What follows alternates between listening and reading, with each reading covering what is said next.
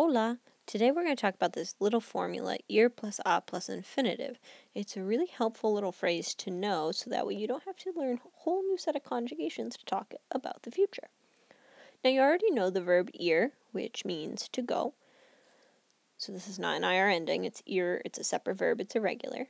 Being irregular, it has odd conjugations, so voy, vas, va, vamos, vais, van. And you'll notice that vice here does not have an accent because it's that single syllable vosotros conjugation, just like sois, for example, from ser. Now that we have reviewed ir a little bit, here's our formula again. Ir plus a plus infinitive.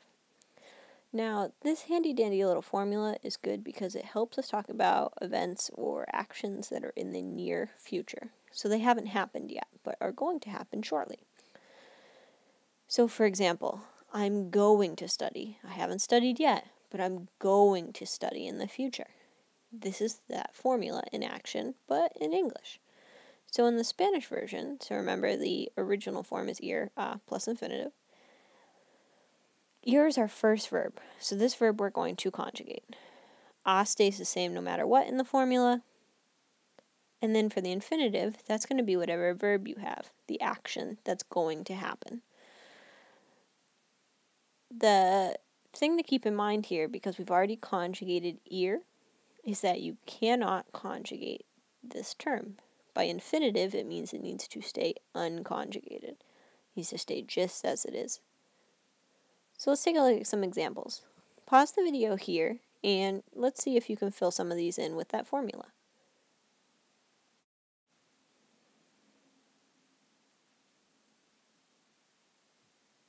Alright, let's take a look here.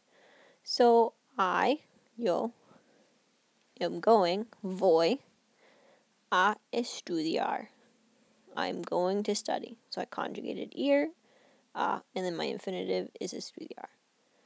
Él va a hablar español. He's going to speak Spanish. Ellos van a viajar. They're going to travel. It hasn't happened yet. Remember, we conjugate, then we've got a no matter what, then we've got our infinitive. So again, start by conjugating the verb ir to get the going a, and then add your infinitive for your action word. That's it. That's all there is to it, to ir plus a plus infinitive. It's a great way to talk about the near future without overcomplicating things. Gracias, buena suerte, nos vemos.